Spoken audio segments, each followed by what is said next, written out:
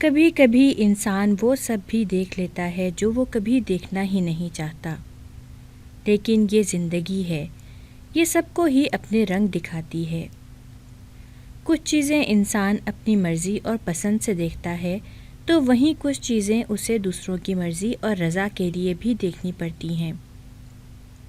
بعض اوقات کچھ چیزیں ہمیں غلط لگ رہی ہوتی ہیں، لیکن کبھی کبھار وہی سب چیزیں ہمارے حق میں بہتر ہوتی ہیں، لیکن ہمیں اس بات کا اندازہ نہیں ہوتا، کیونکہ وہ کہتے ہیں نا کہ جب گھی سیدھی انگلی سے نہ نکلے تو انگلی ٹیڑھی کرنی پڑتی ہے۔ یہاں اس مثال کا حوالہ میں نے کیوں دیا یہ آپ کو آگے جا کر سمجھ آئے گی، لیکن بات یہی ہے کہ جب آپ کی اچھائی اور شریف ہونے کا ناجائز فائدہ اٹھایا جائے اور بلا وجہ آپ کا استعمال کیا جائے تو ایسے لوگوں کی حقیقت کو سامنے لانے کے لیے ذرا ان کے لیول پر آنا پڑتا ہے، تاکہ دیکھا جا سکے کہ سامنے والا کتنا کم ظرف ہے، وہ اور کتنا نیچے گر سکتا ہے۔ کچھ لوگوں کو ان کی اوقات پر لانے کے لیے ہمیں خود جھکنا پڑتا ہے، خود کو ان کی اوقات پر لانا پڑتا ہے، تب جا کر بلی تھیلے سے باہر آتی ہے۔ بندے کو اتنا زیادہ سیدھا اور شریف بھی نہیں ہونا چاہیے کہ دوسرے آپ کا نوالا بنا کر آپ کو کھا جائیں اور ڈکار بھی نہ لیں۔ لکڑی کی طرح بالکل سٹریٹ نہ ہوں کہ کوئی جھٹ سے آپ کو توڑ دے۔ اپنے اندر لچک پیدا کریں کہ ایک بندہ آپ کو ادھر موڑے تو آپ دوسری طرف مڑ جائیں۔ اپنا معیار ہمیشہ بلند رکھیں۔ دوسرے تبھی آپ کو گراتے ہیں جب آپ اپنا معیار گراتے ہیں۔ خود کو اتنا اونچا رکھیں کہ کوئی بھی ایرا غیرہ چاہ کر بھی آپ تک نہ پہنچ سکے۔ میں فیس بک کھولے اس پر لکھی تحریر پڑھ کر سمجھنے کی کوشش کر رہی تھی کہ جبھی چچی کی آواز میرے کانوں میں پڑی۔ ارے نہ جانے یہ نکمی عورت کہاں رہ گئی ہے، پتہ بھی ہے کہ باہر اتنی گرمی اور دھوپ میں بازاروں کے دھکے کھا کر آئی ہوں، آ کر 2 گلاس پانی ہی پلا دے، مگر نہیں، مجال ہے جو اس میں ذرا عقل ہو۔ نگو، ارے او نگو، کہاں ہے تو؟ ارے مر جا، ادھر گلا سوکھ گیا ہے، حلق میں کانٹے اگائے ہیں، اب کیا میرے مرنے کا انتظار کر رہی ہے؟ کہیں سو تو نہیں گئی؟ زینت، نازیہ، کہاں ہو تم دونوں؟ ارے کوئی تو پانی پلا دو، مارے پیاس کے میرا دم نکلا جا رہا ہے۔ یا اللہ، یہ تو نے ساری نکمی اولاد کیا میرے ہی نصیب میں لکھنی تھی؟ چچی کی آواز سنتے ہی میرے ہاتھوں سے موبائل چھوٹ کر گرا تھا۔ میں نے جلدی سے موبائل اٹھا کر فیس بک اور نیٹ وغیرہ بند کیا اور فون دراز میں ڈال کر جلدی سے کمرے سے باہر نکل آئی۔ یہ موبائل میری چچی کی سب سے بڑی بیٹی سندس آپا کا تھا۔ یہ اس کا پرانا فون تھا، ابھی 2 مہینے پہلے ہی اس نے نیا فون لیا تھا اور پرانے والے کو آف کر کے دراز میں ڈال دیا تھا۔ تبھی سے میری اس موبائل پر نظر تھی۔ میں جب بھی اپنی چچی کے بچوں کو ہاتھ میں بڑے بڑے ٹچ موبائل لیے چلاتے ہوئے دیکھتی تو میرا دل کرتا تھا کہ میرے پاس بھی ایک ایسا ہی فون ہو، مگر افسوس کہ میری قسمت میں ایسا فون حقیقت میں تو کیا میرے خوابوں میں بھی نہیں تھا۔ مگر جب سے سندس آپا اپنا موبائل چھوڑ کر جاتی تھی تب سے مجھے اس کی لت لگ گئی تھی، اور میں جب بھی موقع ملتا سندس آپا کے کمرے میں چلی جاتی اور موبائل استعمال کرتی رہتی تھی۔ میں جلدی جلدی فریج کے پاس پہنچی تھی، اس سے پہلے کہ چچی سچی میں ہی مرمرا جاتی۔ میں نے منٹ سے پہلے فریج کھولتے اس میں سے بوتل نکالی تھی جس میں سے لال روح افزا باہر چھلکنے کو تیار تھا۔ میں نے گلاس میں ڈال کر ٹھنڈا ٹھنڈا شربت چچی کو پیش کیا تھا تاکہ چچی شربت پی کر ٹھنڈی ہو جائے، مگر یہ میری غلط فہمی تھی۔ چچی نے شربت پینے کے بعد گلاس میرے ہاتھ میں دیا۔ میں گلاس لے کر وہاں سے جانے لگی کہ تبھی میرے بال چچی کے ہاتھ کی لپیٹ میں آ گئے تھے۔ کہاں تھی تو منحوس ماری؟ میرے جانے کے بعد کیا کرتی رہی ہے؟ میں نے بمشکل درد برداشت کرتے ہوئے کہا، چچی میں ادھر ہی تھی، بس کام کر رہی تھی۔ اس پر چچی کہنے لگی کہ کون سا کام کر رہی تھی تمہیں میں پودوں کی صفائی کرنے کا کہہ کر گئی تھی نا، پھر ابھی تک تو یہ سب جوں کا توں پڑا ہے، تم کون سا کام کر رہی تھی؟ وہ چچی، میں سندس آپا کا کمرہ صاف کر رہی تھی، پودوں پر ابھی دھوپ تیز ہے، میں شام میں یا کل سویرے ان کی صفائی کر دوں گی، ابھی دھوپ میں یہ کام کرنا مشکل ہے۔ میں کہتے ساتھ مسلسل چچی سے اپنے بال چھڑوانے کی تگ و دو میں تھی، مگر جوں ہی بال ذرا ڈھیلے ہوتے چچی پھر سے انہیں کس کر پکڑ لیتی تھی۔ کیوں، دھوپ میں کام کرنے سے تیری رنگت کالی ہو جائے گی کیا؟ جو تجھے دھوپ میں کام نہیں کرنا، تجھ جیسی ڈھیٹ لڑکی کو یہ دھوپ کیا کہتی ہے؟ اور یہ ہر روز تجھے سندس کے کمرے کی صفائی کیوں کرنی ہوتی ہے؟ باقی کام کرتے ہوئے تو تجھے موت آتی ہے، مگر سندس کے کمرے میں تو بنا کہے پہنچی ہوتی ہے۔ اچھا اب سمجھی، صفائی کا بہانہ کر کے اس کے کمرے میں اے سی لگا کر اس کی ہوا کھاتی رہتی ہے، میسنی کہیں کی۔ وہ میں نے اپنی بیٹی کے آرام کے لیے لگایا ہے۔ میری بیٹی بڑی ڈاکٹر بن رہی ہے، اسے ان آسائشوں کی ضرورت ہے۔ تم کس خوشی میں جا جا کر اس کے نیچے لیٹتی ہو ہیں؟ کل کو جب بل آئے گا تو تمہارا باپ قبر سے نکل کر بل دے گا۔ چل نکل اب جلدی سے، آدھے گھنٹے کے اندر اندر مجھے پورا لان صاف چاہیے، اس کے بعد کھانا بھی بنانا ہے۔ اور تجھے پتہ ہے میرا کھانا لیٹ ہو جائے تو میری شوگر لو ہو جاتی ہے، ذرا دھیان رکھنا اس بات کا۔ اتنا کہہ کر چچی نے مجھے زور سے دھکا دے کر خود سے دور پھینکا تھا۔ میں تپتے فرش پر جا گری تھی، میری ہتھیلیاں اور گھٹنے ایسے جلے جیسے کسی نے توے پر رکھ دیے ہوں۔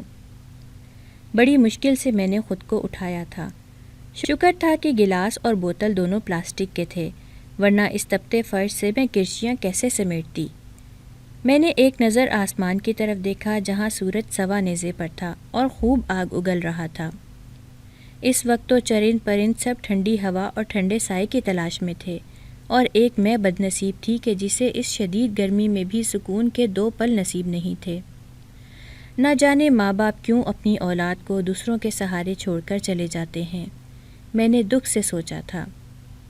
ساتھ ہی ساتھ میری زبان سے شکوہ بھی پھسلا، یا اللہ میرے ماں باپ اگر میرے پاس رہ جاتے تو کیا ہو جاتا؟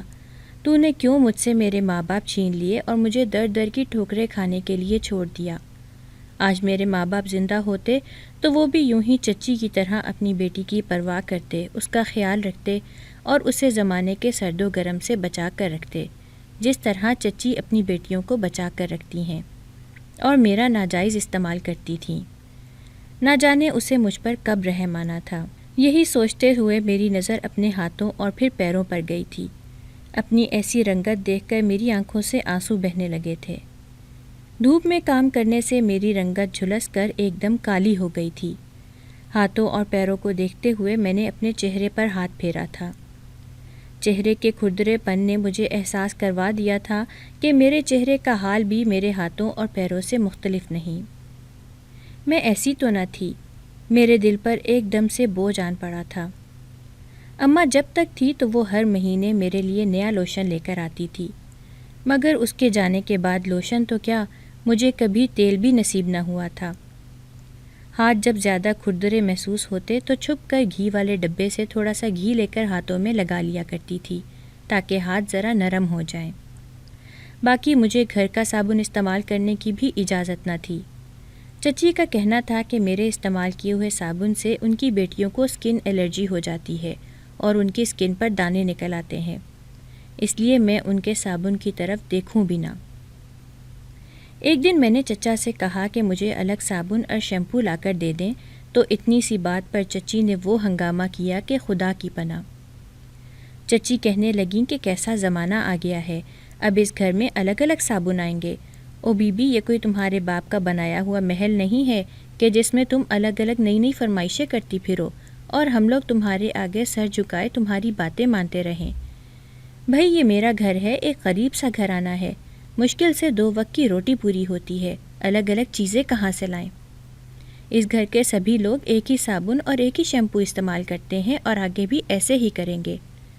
اگر تمہیں ہم سے کوئی مسئلہ ہے تو پھر چھوڑ دو ہماری جان اور چلی جاؤ کسی ایسی جگہ پر جہاں تمہیں الگ الگ صابن میسر ہوں۔ میں نے ایک نظر چچا کی طرف دیکھا تھا جو ہونے والے واقعے کو مکمل طور پر اگنور کرتے ہوئے چپ چاپ ناشتہ کرنے میں مصروف تھے۔ میں نے افسوس بھری نظروں سے انہیں دیکھا تھا۔ وہ جانتے بھی تھے کہ چچی میرے ساتھ زیادتی کرتی ہیں، مگر انہوں نے کبھی چچی کو کچھ نہ کہا تھا اور نہ ہی کسی معاملے میں بولتے تھے۔ چچی ان کے سامنے مجھ پر تشدد کرتی تھی، لیکن وہ زبان اور کان سی لیتے تھے۔ وہ مکمل بیوی کے کنٹرول میں تھے اور یہ کوئی نئی بات تو نہ تھی، وہ تو شادی کے اگلے ہی دن بیوی کے پلو سے بن گئے تھے۔ میرا نام نگین ہے، میری عمر 31 سال ہے۔ میری پیدائش ایک متوسط طبقے میں ہوئی تھی۔ میرے گھر میں ابا، اماں، دادی اور چچا رہتے تھے۔ دادا کی وفات میری پیدائش سے پہلے ہی ہو گئی تھی۔ ابا کی شادی دادی نے اپنی مرضی سے اپنی سہیلی کی بیٹی سے کروائی تھی اور یہ رشتہ کامیاب ٹھہرا تھا۔ اماں تھوڑے ہی دنوں میں سسرال پر راج کرنے لگی تھی۔ ساس کی تو پہلے ہی منچاہی تھی، لیکن تھوڑے ہی دنوں میں پیا کی منچاہی بھی ہو گئی تھی اور چچا کی پسندیدہ بھابھی بھی بن گئی تھی۔ یوں سب میری اماں سے بہت خوش تھے۔ میری دادی اماں کی تعریفیں کرتے نہ تھکتی تھیں، کیونکہ اماں تھی ہی سراہے جانے کے قابل، پڑھی لکھی، اعلیٰ تعلیم یافتہ، خوبصورت اور سمجھدار۔ بس یہی خوبیاں تو ہونی چاہیے ایک لڑکی میں، اور میری اماں ان تمام خوبیوں میں پہلے نمبر پر تھیں۔ اگر کہتے ہیں نا کہ تعلیم پہننے اور اوڑھنے کا ڈھنگ سکھاتی ہے تو غلط نہیں کہتے۔ اماں کو واقعی پہننے اور اوڑھنے کی کافی سمجھ بوجھ تھی۔ نت نئے فیشن کو اپنی حدود میں رہتے ہوئے کیسے استعمال میں لانا ہے، یہ اماں بخوبی جانتی تھی۔ شادی کے 2 سال بعد ہی میری پیدائش ہو گئی تھی۔ سب میری پیدائش سے بہت خوش تھے اور مجھ سے بہت محبت کرتے تھے۔ چچا کی تو مجھ میں جان تھی، وہ سارا دن مجھے گود میں اٹھائے پھرتے رہتے تھے۔ وہیں اماں ابا کی آنکھوں کا تارا تھی اور دادی کی روح کا سکون تھی۔ گھر میں سب میرا بہت خیال رکھتے تھے، کوئی مجھے 1 منٹ کے لیے بھی اکیلا نہ چھوڑتا تھا۔ اماں نے شروع سے ہی میری تربیت پر خاص توجہ دینی شروع کر دی تھی۔ وہ چاہتی تھی کہ میں اس معاملے میں بالکل انہی پر جاؤں، اس لیے انہوں نے چھوٹی سی عمر میں مجھے چھوٹی چھوٹی بنیادی باتیں بتانا شروع کر دی تھیں، جو اچھی طرح سے میرے ذہن میں نقش ہوتی جا رہی تھیں، کیونکہ وہ عمر بچے کی بنیاد کی عمر ہوتی ہے۔ بچے کو اس عمر میں جو چیز سکھائی جاتی ہے وہ بچے کی بنیاد کا حصہ بن جاتی ہے اور تا عمر بچے کے ذہن میں نقش رہتی ہے۔ 4 سال کی عمر تک اماں مجھے کافی کچھ سکھا چکی تھیں۔ 4 سال کی عمر میں ہی مجھے اسکول میں ڈال دیا گیا تھا۔ شروع میں مجھے اماں اسکول لے کر جاتی تھی اور واپس لاتی تھی، لیکن اسکول گھر سے دور تھا، ایسا کرنے میں اماں کو بہت مشکل پیش ہوتی تھی۔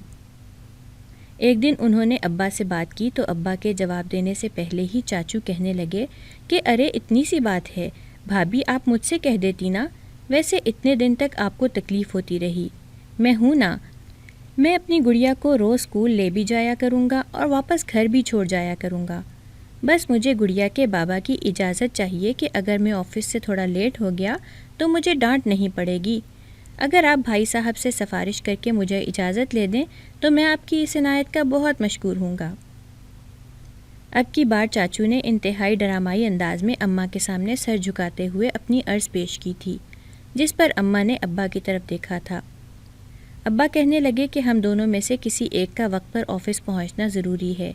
ایک سفیر نگو کی ذمہ داری لے رہا ہے تو مجھے جلدی پہنچنا ہوگا، مگر سفیر دھیان رہے آدھے گھنٹے سے زیادہ دیر نہ ہو، تمہیں لنچ بریک بھی آدھے گھنٹے کی دی جائے گی، جس میں تم آرام سے نگو کو اسکول سے لے کر چھوڑ کر واپس دفتر آ سکتے ہو۔ جس دن تمہیں آدھے گھنٹے سے زیادہ کا وقت لگا تو اس دن سوچ لینا، تمہاری بھابھی کی سفارش بھی کسی کام نہیں آئے گی۔ ابا کی بات سن کر سب کھلکھلا کر ہنس پڑے تھے۔ پھر چچا مجھے بائک پر بٹھا کر اسکول لے گئے تھے اور واپس لینے بھی وہی آئے تھے۔ مجھے اسکول لے جانے اور واپس لانے کی ذمہ داری چچا نے لے لی تھی۔ میں اور چچا اسکول سے واپس آتے ہوئے خوب مزے کرتے تھے۔ چچا کبھی مجھے آئس کریم کھلانے لے جاتے اور کبھی کہیں لے جاتے۔ پھر جب وقت کم رہ جاتا تو بائک کو 120 کی سپیڈ پر رکھتے اور گھر آ کر بریک لگاتے تھے۔ اس دوران ڈر سے میری جان جاتی تھی، مگر چچا گھر پہنچنے سے پہلے بائک نہ روکتے تھے۔ یوں ہی کرتے کرتے میں 7 سال کی ہو گئی تھی۔ میرے چچا اور ابا کا سانجھا کاروبار تھا۔ زندگی یوں ہی پرسکون گزر رہی تھی کہ ایک دن نہ جانے ہماری اس پرسکون زندگی کو کس کی نظر لگ گئی تھی۔ اس دن ہماری زندگی میں جو بھونچال آیا تھا وہ اس کے بعد پھر کبھی نہ تھما تھا۔ گھر میں سب لوگ پچھلے 2-3 ہفتوں سے یہ بات محسوس کر رہے تھے کہ چچا کچھ بدل سے گئے تھے۔ وہ دفتر سے واپس گھر آنے کے کچھ دیر بعد کہیں چلے جاتے تھے اور پھر رات گئے تک گھر سے باہر رہتے تھے۔ دادی اور ابا پوچھتے تو کہتے کہ دوستوں کے ساتھ تھا، لیکن دادی کی پریشانی اس طرح سے کم نہ ہوتی تھی۔ چچا نے گھر والوں کو وقت دینا بالکل چھوڑ دیا تھا۔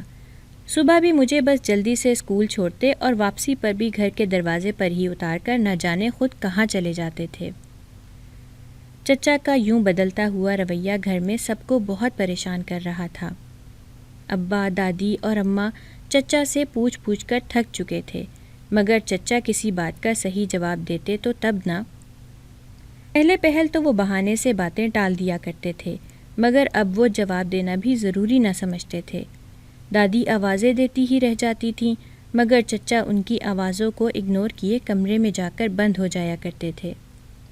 پہلے جو چچا مجھ پر جان چھڑکتے تھے، کبھی خالی ہاتھ گھر نہ آتے کہ آگے ان کی گڑیا کھڑی ان کی منتظر ہوگی، مگر اب تو چچا مجھ سے بھی کترانا شروع ہو چکے تھے۔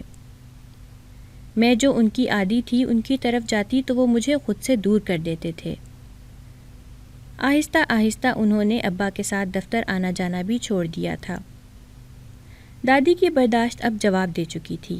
ایک دن جب رات میں چچا واپس آئے تو دادی نے انہیں روک لیا تھا۔ چچا نے کھسک کر نکلنا چاہا تھا، مگر اس وقت دادی کا رویہ انتہا کا سخت تھا، جسے دیکھ کر چچا گھبرا گئے تھے۔ دادی نے انہیں فوراً چیخ کر اپنے کمرے میں آنے کا کہا تھا۔ دادی کا لہجہ اس وقت غصے سے بھرپور تھا، جس کو دیکھتے چچا اسی وقت دادی کے کمرے میں آ گئے تھے، جہاں میں، ابا، اماں اور دادی پہلے سے بیٹھے ہوئے تھے۔ چچا کمرے میں داخل ہوئے تو دادی نے انہیں بیٹھنے کے لیے کہا تھا۔ وہ دادی کے ساتھ بیڈ پر بیٹھ گئے تھے۔ تب دادی نے بات شروع کی تھی۔ دادی کہنے لگی کہ تم لوگ چھوٹے چھوٹے تھے جب تمہارے ابا گزر گئے تھے۔ منیر 12 سال کا تھا جبکہ تم صرف 6 سال کے تھے۔ میں اپنی جوانی میں ہی بیوہ ہو گئی تھی۔ بہت سے لوگوں نے مجھے دوسری شادی کے مشورے دیے تھے۔ مجھے میری آگے پہاڑ جیسی زندگی سے ڈرایا تھا۔ مجھے اکیلے رہنے کے نقصانات اور خدشات سے ڈرایا تھا، مگر میں نہیں ڈری، کیونکہ میرے سامنے میرے بچے تھے، میرا سہارا، میری مضبوطی۔ میرے تم 2 بچے تھے جن میں میری جان بستی تھی۔ تم لوگ ہی میری کل کائنات تھے اور میرے جینے کی وجہ بھی۔ میں نے تم لوگوں کے لیے ہی خود کو مضبوط کیا، لوگوں کی ہر بات برداشت کی اور ہر ایک مشکل کا سامنا کیا۔ صرف تم لوگوں کے لیے میں نے تنہا اور مشکلات بھری زندگی گزاری، حالانکہ اگر میں چاہتی تو آرام سے دوسری شادی کر سکتی تھی، مگر میں نے اپنا نہیں سوچا، میں نے تم لوگوں کا سوچا کہ اگر میں نے دوسری شادی کر لی تو تم لوگوں کا کیا ہوگا۔ پرائی اولاد پرائی ہی ہوتی ہے، کیا پتہ تم لوگوں کا سوتیلا باپ تم لوگوں کو وہ محبت، وہ آزادی نہ دے پاتا جو میں نے اکیلے رہتے ہوئے دی۔ لیکن اب مجھے لگتا ہے کہ شاید مجھ سے غلطی ہو گئی۔ مجھے اس وقت لوگوں کی بات سن کر دوسری شادی کر لینی چاہیے تھی، تاکہ اگر آج تمہارے سر پر باپ ہوتا تو مجھے اتنی پریشانی نہ اٹھانی پڑتی۔ ماں کو تم بیوقوف سمجھتے ہو، اسے جواب دینا ضروری نہیں سمجھتے، اپنی من مرضیاں کرتے پھر رہے ہو۔ بہت بڑے ہو گئے ہو نا تم جیسے۔ اگر آج تمہارا باپ ہوتا تو میں دیکھتی کہ کیسے تم اس کی پکاروں کو نظر انداز کر کے کمرے میں جاتے ہو۔ آخر ایسی کیا غلطی ہو گئی ہے مجھ سے؟ کس بات کی مجھے سزا دے رہے ہو تم؟ اتنا کہتے ہی دادی رو پڑی تھی، جب ابا اور چچا ایک دم اٹھ کر ان کے قریب ہوئے تھے اور ان کو چپ کرانے لگے تھے۔ اماں، آپ غلط سوچ رہی ہیں، ایسا کچھ نہیں تھا، میں نے بس دیکھا نہیں تھا، اس لیے اس دن آپ کی بات نہیں سنی، چچا نے اماں سے کہا تھا۔ وہی تو میں پوچھ رہی ہوں سفیر، ایسا کون سا کام کرتے ہو جو تم تھک جاتے ہو؟ دفتر سے تو تمہیں سرے شام ہی چھٹی ہو جاتی ہے، پھر آدھی آدھی رات تک گھر سے باہر رہنے کا کیا مطلب ہے؟ ایسی کون سی مصروفیات ہیں تمہاری جو تمہارے پاس ماں کے لیے وقت ہی نہیں ہے؟ دادی نے ایک اور شکوہ کیا تھا، جس کا جو جواب چچا کی طرف سے آیا وہ سن کر سبھی حیران رہ گئے تھے۔ کسی کو بھی چچا سے اس بات کی امید نہیں تھی۔ دادی بھی ایک دم سے حیران ہو گئی تھیں۔ کیا کہہ رہا ہے سفیر؟ تو سچ کہہ رہا ہے؟ اگر ایسی بات تھی تو مجھے بتا دیتا نا، اس میں اتنے سارے ڈرامے کرنے کی کیا ضرورت تھی؟ لیکن اب تم فکر نہ کرو، میں جلد ہی تمہارے لیے کوئی لڑکی دیکھنا شروع کرتی ہوں۔ دادی ایک دم سے پرجوش ہو گئی تھی، مگر چچا کی اگلی بات سن کر سب کی خوشی جھاگ کی مانند بیٹھ گئی تھی۔ اس کی ضرورت نہیں ہے اماں، میں اپنے لیے لڑکی پسند کر چکا ہوں، بس آپ مجھے دن بتا دیں، میں آپ کو اس سے ملوانے لے جاؤں گا۔ کسی کو بھی چچا سے اس بات کی توقع نہیں تھی۔ دادی کو تو جیسے ایک دم سے کوئی صدمہ سا لگ گیا تھا۔ وہ پھٹی پھٹی نظروں سے چچا کی طرف دیکھنے لگی تھیں۔ ابا نے چچا سے کہا کہ یہ کیا کہہ رہے ہو سفیر، تمہارا دماغ تو جگہ پر ہے نا؟ ہمارے خاندان میں آج تک کسی نے اپنی مرضی سے لڑکیاں پسند نہیں کیں، پھر تمہیں یہ چاہ کہاں سے چڑھ گیا؟ اس پر چچا کہنے لگے کہ پہلے نہیں ہوا ہوگا ہمارے خاندان میں، لیکن اس کا مطلب یہ نہیں ہے کہ آگے بھی نہ ہو۔ اب اگر وہ مجھے پسند آ گئی ہے تو میں اسے کیا کہوں کہ میرے خاندان میں آج تک کسی نے لڑکی پسند نہیں کی، اس لیے میں بھی تمہیں پسند نہیں کر سکتا۔ چچا ابا سے اتنی بدتمیزی سے بولے تھے کہ کسی کو یقین ہی نہیں آیا تھا کہ چچا ابا سے اس طرح بدتمیزی کر سکتے تھے۔ دادی نے آواز دے کر چچا کو ٹوکا تھا اور پھر چچا کو کہا کہ کل اس لڑکی کو لے آنا، ہم اس سے ملیں گے اور اس کے بعد ہی کوئی فیصلہ لیں گے۔ چچا خوش ہو گئے تھے۔ پھر دادی نے ان کو جانے کے لیے کہا تھا۔ چچا کے جانے کے بعد ابا نے دادی سے کہا، اماں یہ سب کیا ہے؟ وہ تو بچہ ہے، آپ اس کی بات کیسے مان سکتی ہیں؟ اس پر دادی کہنے لگیں کہ وہ بچہ نہیں رہا منیر، بلکہ وہ تو ہمارا سفیر رہا ہی نہیں، وہ کسی کے ہاتھوں کی کٹھ پتلی بن چکا ہے۔ تم اس کا لہجہ، اس کی زبان دیکھ رہے ہو، یہ سب اس لڑکی کی ہی ہے، ورنہ سفیر نے تو کبھی ہم سے آنکھ اٹھا کر بات تک نہیں کی تھی، پھر ہم کیسے مان لیں کہ وہ خود سے یہ سب کہہ رہا ہے؟ مگر اماں پھر تو آپ کو صاف منع کر دینا چاہیے تھا، آپ نے اس لڑکی سے ملنے کا کیوں کہا؟ اس پر دادی کہنے لگیں کہ ایک مرتبہ مل تو لینے دو، ابھی وہ اس کے ہاتھوں میں ہے، ابھی یوں ایک دم سے انکار کر دیا تو پتہ نہیں وہ کیا سوچے گا۔ خیر تم لوگ جا کر آرام کرو۔ دادی کا خیال تھا کہ صبح وہ اس لڑکی میں سے کوئی نہ کوئی بات نکال کر اس کو قبول کرنے سے انکار کر دیں گی اور پھر چچا بھی ان کی بات مان لیں گے، مگر یہ ان کی خام خیالی تھی۔ اگلے دن چچا ایک 35-40 سال کی عورت کو گھر لے کر آئے تھے، اس کے ساتھ ایک 10 سالہ بچی بھی تھی۔ ہم سب یہی سمجھے کہ یہ عورت اس لڑکی کی ماں یا کوئی رشتہ دار ہوگی، ہمارا گھر بار دیکھنے آئی ہوگی۔ وہ عورت دکھنے میں بہت تیز ترار لگ رہی تھی۔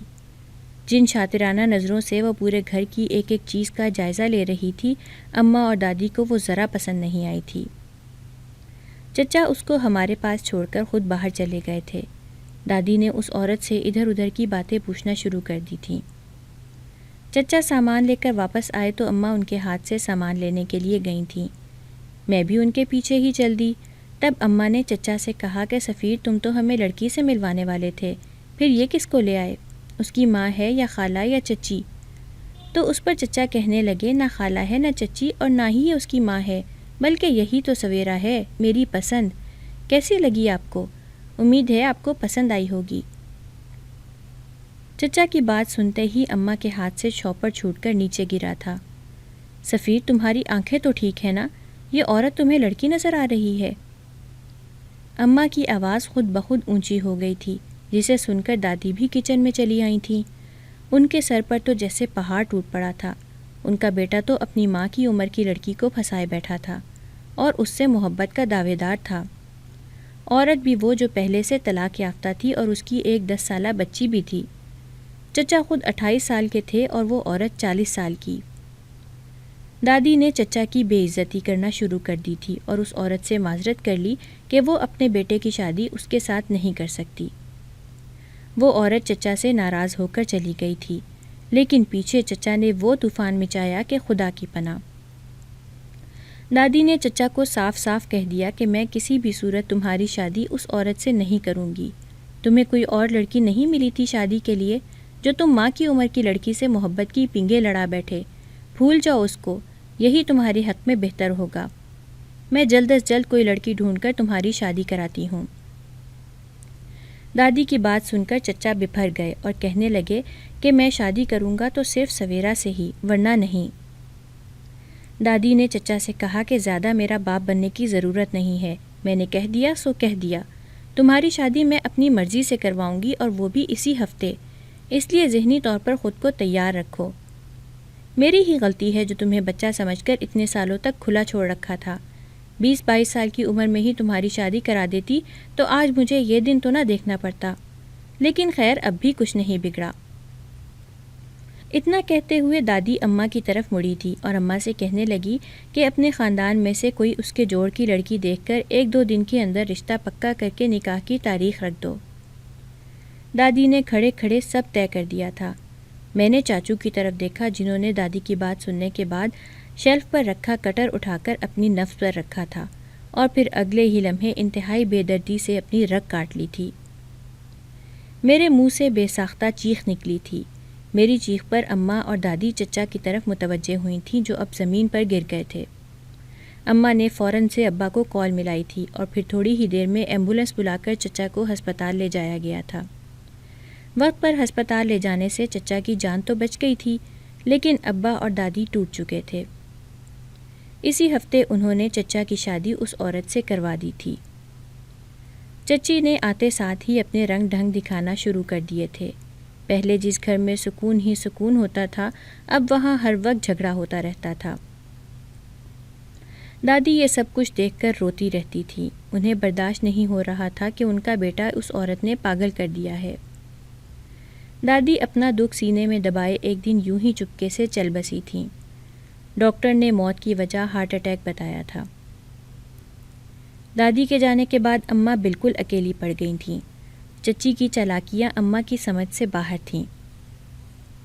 دادی کی موت کے کچھ عرصے بعد چچا نے گھر میں سے اپنا حصہ مانگنا شروع کر دیا تھا۔ ابا نے بہت سمجھایا مگر وہ نہیں مانے تو ابا نے ان کو ان کے حال پر چھوڑ دیا اور پھر نہ چاہتے ہوئے بھی گھر بیچ کر چچا کو ان کا حصہ دیا اور پھر خود اپنے حصے سے 5 کمروں پر مشتمل 2 منزلہ گھر خرید لیا تھا۔ خیر تھوڑا عرصہ مزید گزرا اور چچا بزنس میں سے بھی اپنا حصہ لے کر الگ ہو گئے تھے۔ چچا نے گھر پر آنا جانا بھی چھوڑ دیا تھا۔ وہ اپنے مزے میں گم تھے۔ یوں وقت گزرتا رہا اور میں 14 سال کی ہو گئی تھی۔ اس دوران چچا کے ہاں 2 بیٹیاں اور 1 بیٹا پیدا ہوئے تھے۔ اس دن کسی نے ابا کو بتایا کہ چچا کے حالات بہت برے ہیں۔ انہوں نے جو پیسہ بزنس میں لگایا تھا وہ سارے کا سارا پیسہ ڈوب گیا تھا۔ پھر گھر گروی رکھ کر کاروبار شروع کیا مگر اس میں بھی نقصان کا سامنا کرنا پڑا تھا۔ آج کل وہ ایک کرائے کے گھر میں رہائش پذیر تھے۔ ابا نے جب چچا کے بارے میں سنا تو انہیں بہت دکھ ہوا۔ انہوں نے اماں سے کہا کہ اوپر والا پورشن جو ہم نے کرائے پر لگا رکھا تھا اسے خالی کرا دو۔ اس گھر میں سفیر کو لے کر آؤں گا، ہم ابھی اور اسی وقت اسے لینے جا رہے ہیں۔ ابا نے مجھے اور اماں کو ساتھ لیا اور چچا کے گھر کی طرف نکل پڑے۔ ابا کو چچا کی بہت پریشانی ہو رہی تھی جس وجہ سے ان کی گاڑی بار بار ان بیلنس ہو رہی تھی۔ اماں نے ابا کو بولا بھی کہ گاڑی دھیان سے چلائیں مگر تب تک بہت دیر ہو چکی تھی۔ گاڑی ان بیلنس ہوتے سامنے آتے ٹرک سے بری طرح ٹکرائی تھی اور اس کے بعد میری آنکھوں کے سامنے اندھیرا چھا گیا۔ جب مجھے ہوش آیا تو میں نے خود کو ہسپتال میں پایا تھا۔ مجھے بس معمولی چوٹیں آئی تھیں لیکن اماں اور ابا دونوں اس حادثے میں جاں بحق ہو گئے تھے۔ چچا مجھے لے کر گھر آئے۔ وہ اور چچی ہمارے گھر پر ہی تھے۔ وہیں پر اماں ابا کا جنازہ ہوا تھا اور پاس کے قبرستان میں ہی ان کی تدفین کی گئی تھی۔ چچا نے میری آڑ میں اپنی فیملی کو ہمارے گھر میں شفٹ کر لیا کہ میری بھتیجی اکیلے کیسے رہے گی۔ تھوڑے ہی دن گزرے تھے جب چچا نے ابا کے کاروبار اور چچی نے ہمارا گھر سنبھال لیا اور پھر ایسا سنبھالا کہ اس گھر میں میرے لیے جگہ ہی نہ رہی تھی۔ چچی مجھ پر بہت ظلم کرتی تھیں۔ انہوں نے مجھے گھر کی نوکرانی بنا دیا تھا۔ وہ گھر کے اور اپنے سارے کام مجھ سے کرواتی تھیں۔ اپنے سارے بچوں کو انہوں نے مہنگے اسکولوں میں ڈالا اور مجھے یہ کہہ کر سرکاری اسکول میں ڈال دیا کہ وسائل نہیں ہیں۔ میں اپنی ہی چیزوں کے لیے ترس گئی تھی۔ میرے کپڑے، جوتے، کھلونے چچی نے اپنی بیٹیوں کو دے دیے تھے اور مجھے اپنی بڑی بیٹی کی اترن پہننے کے لیے دیتی تھی۔ چچا یہ سب کچھ دیکھ کر بھی خاموش تھے۔ اپنی کمر پر پڑنے والے دھموکے سے میں ہوش کی دنیا میں واپس آئی تھی۔ آدھا گھنٹہ تو کیا مجھے یہاں بیٹھے پورا 1.5 گھنٹہ گزر گیا تھا۔ چچی نے اس روز مجھے اتنا مارا کہ میرا جسم نیلو نیل ہو گیا۔ چچی کے ظلم سے تنگ آ کر میں گھر سے بھاگ گئی۔ مجھے نہیں پتا تھا کہ مجھے کہاں جانا ہے اور کہاں نہیں۔ میرے جسم کا جوڑ جوڑ درد کر رہا تھا۔ میں بہت مشکل سے اپنے وجود کو گھسیٹتے ہوئے جا رہی تھی جب ایک جگہ میری ہمت ختم ہو گئی تھی۔ میں لڑکھڑا کر گرنے ہی لگی تھی کہ جب ایک عورت نے مجھے تھام لیا۔ میں رو رو کر اس سے مدد مانگنے لگی۔ وہ مجھے اپنے ساتھ اپنے گھر لے گئی تھی۔ میں وہیں اس کے ساتھ اس کے گھر پر رہنے لگی تھی۔ ایک رات میں سو رہی تھی جب میری آنکھ کسی عجیب سی آواز سے کھلی تھی۔ میں نے آنکھیں کھول کر دیکھا تو وہ عورت میرے سرہانے کے پاس کھڑی منہ دوسری طرف کیے کچھ بڑبڑا رہی تھی۔ مجھے بہت حیرت ہوئی تھی۔ میں جب سے یہاں آئی تھی تب سے میں نے اسے دیکھا تھا۔ وہ ہمیشہ ہی مجھے کچھ نہ کچھ عجیب کرتے دکھائی دیتی تھی۔ جب میں اس سے کچھ پوچھتی تو وہ بات کو ادھر ادھر کر کے ٹال دیتی تھی، مگر آج میں نے سوچا کہ میں پتہ کرتی ہوں کہ آخر وہ کرتی کیا ہے۔ میں دبے پاؤں بستر سے اٹھی اور اس کے سامنے چلی گئی۔ وہ جو کچھ کر رہی تھی اسے دیکھ کر میرے پیروں تلے سے زمین نکل گئی تھی۔ میں نے کبھی خواب میں بھی ایسا نہ سوچا تھا۔ میں وہاں سے بھاگنے لگی تھی جب اس نے مجھ سے کہا کہ یہاں سے بھاگنے کا کوئی فائدہ نہیں ہے۔ میں تمہارے کام کی ہوں، تم چاہو تو اپنا بدلہ لے سکتی ہو، اپنا گھر اور کاروبار ان سے واپس لے سکتی ہو، اس میں تمہاری مدد کروں گی، بدلے میں تم بس مجھے تھوڑی سی رقم دے دینا۔ پہلے تو میں نے اسے جھٹ سے انکار کر دیا تھا کیونکہ یہ سب غلط تھا، میں ایسا کچھ نہیں کر سکتی تھی۔ لیکن بعد میں جب میں نے اس پر سوچا تو مجھے یہی ٹھیک لگا تھا، کیونکہ اس کے علاوہ میرے پاس کوئی اور چارہ نہیں تھا۔ میں نے اس عورت کو اپنی رضامندی دے دی۔ اگلے روز میں اس کے کہنے پر گھر آئی۔ پہلے تو سب نے مجھے دیکھ کر خوب ہنگامہ کیا تھا، مجھ پر طرح طرح کے الزامات لگائے تھے، لیکن پھر تھوڑی ہی دیر میں سب لوگ رام ہو گئے اور میرے آگے پیچھے پھرنے لگے، جسے دیکھ کر میرے چہرے پر مسکراہٹ آئی تھی۔ اس عورت نے اپنا کام کر دکھایا تھا۔ پھر اس کے بعد کبھی چچی نے مجھ پر ظلم نہیں کیا تھا اور نہ ہی کبھی مجھے ٹوکا تھا، بلکہ وہ تو میری تعریفیں کرتی نہ تھکتی تھیں۔ یہ سب اس عورت کے جادو اور دیے ہوئے تعویذوں کا اثر تھا۔